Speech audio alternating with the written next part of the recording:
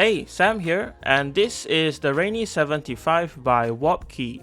It has a starting price of $99 and is available in 5 colors and 10 variants. In the box, there is a small booklet covering all of the details and specifications of the keyboard, a diagram of the layout and wireless functionality, a small box including all of the accessories. So there is a 2-in-1 switch and keycap puller, a Type A to Type C cable for the wired mode or charging, the 2.4 GHz wireless dongle, and 3 extra switches.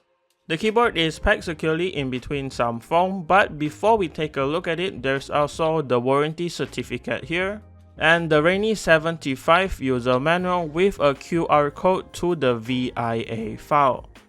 So here's the keyboard. It's packed with foam, a dust cover, a hard plastic shell, and even is wrapped with shrink wrap to protect the aluminum case.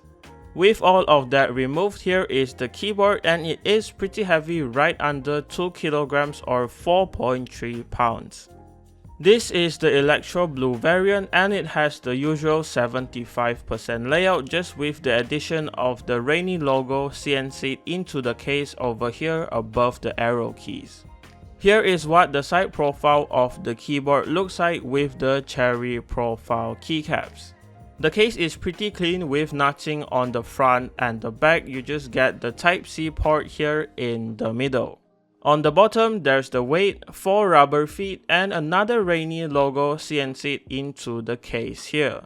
I do have the wireless version, so the on-off switch is located here under the caps lock key if you are wondering. The RGB here is great, it's bright and saturated, plus there's already a few mods pre-programmed onto the PCB, and here I'm just cycling through all of them for you to see.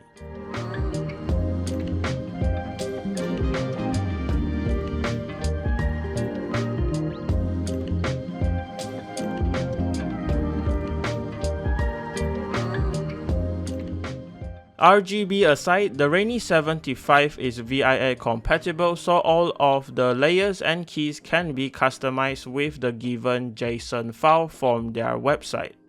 Moving on to the keycaps, the blue variant I have here comes with this purple, blue and white theme keycaps, and I think they look good here.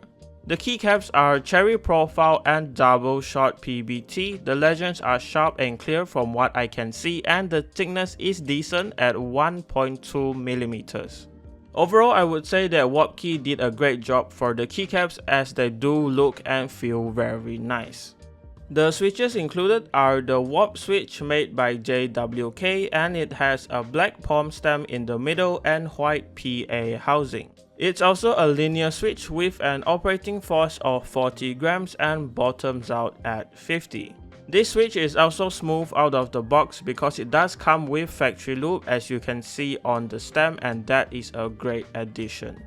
The PCB here is 5-pin hot swap with a south-facing layout, so it will fit most switches and has no problems with cherry profile keycaps.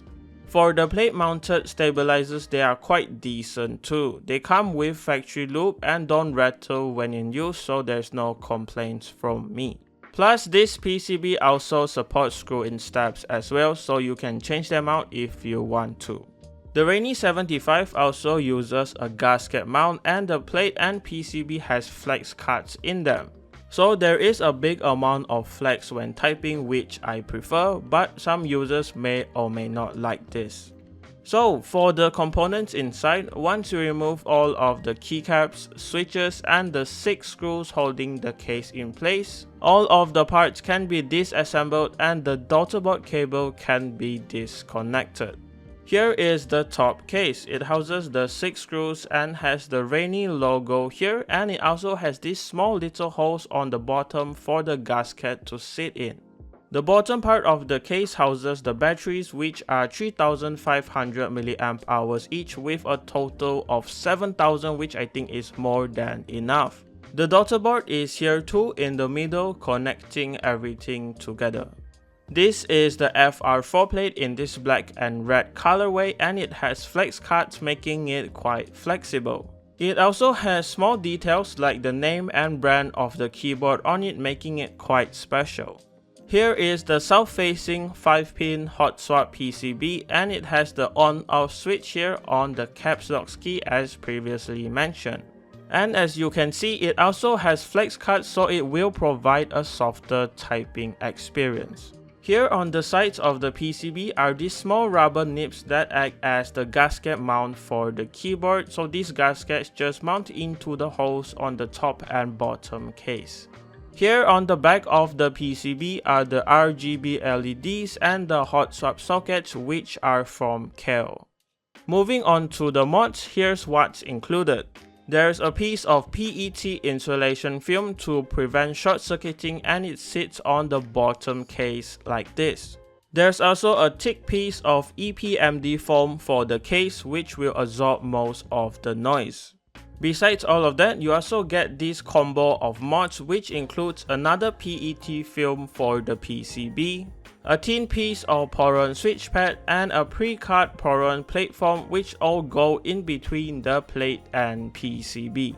Alright, so that was all of the components and mods included, and with that much foam, here is what the Rainy 75 sounds like.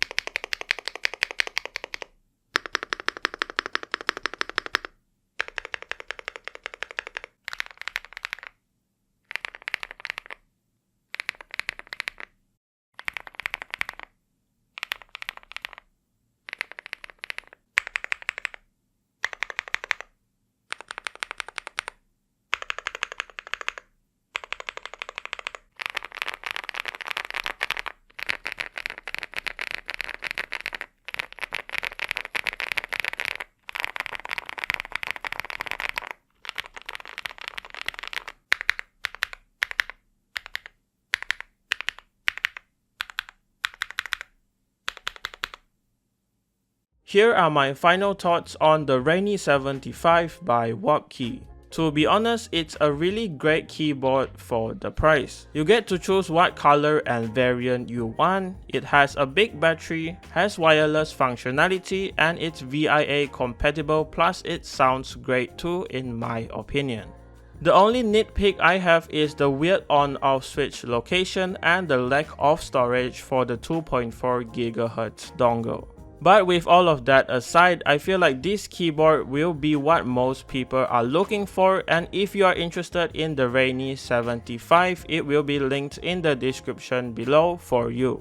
And that does it for this video. Thanks to Wobkey for the keyboard, and thank you for watching. Leave a like on this video if you liked it, dislike this video if you didn't, and remember to subscribe if you like keyboard content. More like this coming very soon.